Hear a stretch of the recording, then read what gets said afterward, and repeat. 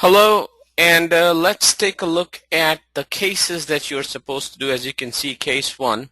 So what's this case going to be all about? Okay, first I would go in to syllabus and class information. Let's download this. Okay, now when you take a look at this, let me download the full file. Just feel more comfortable that way. In the meantime, as it opens up,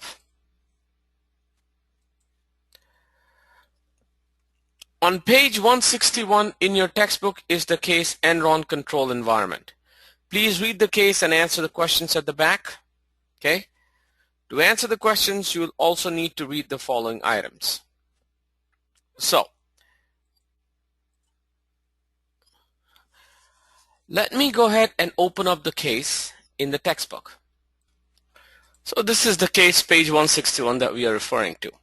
So as I told you, the first thing you want to do is read the case. If you look at the case, okay,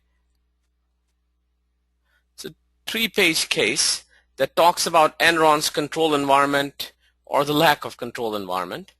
I would first read the case, then I would answer the questions.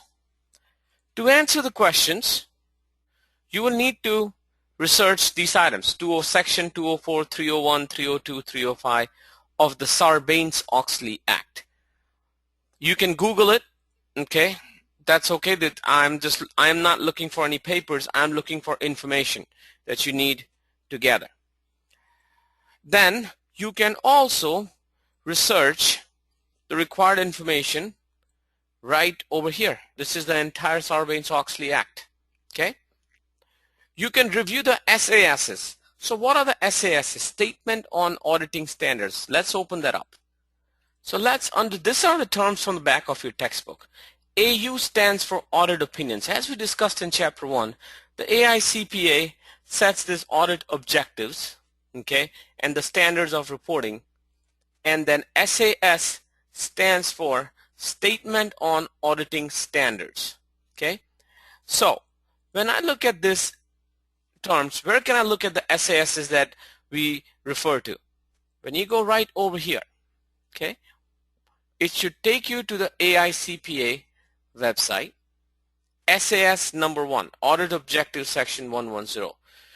It relates to professional standards, okay, and then you can read this SAS number 1 what it talks about. Auditor needs to be independent, etc., and the audit objectives that relate to it.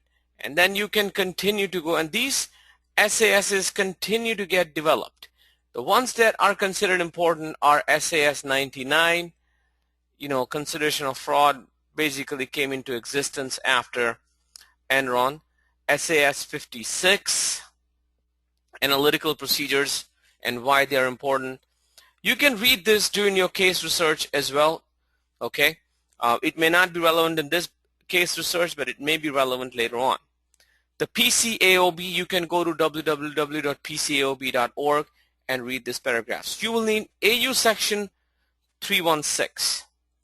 Okay, I can go here, find out where AU section 316 is, and read that as well. But what am I reading? Why am I reading? Well, for that you will have to read on page 165 the case. Okay, or was it 165 or did I choose 161? My fault. You will have to read the case, and as you answer these questions, okay, that's when you would need to research this. So I would answer these questions. I would actually write this down in Word, all these questions, answer them, okay.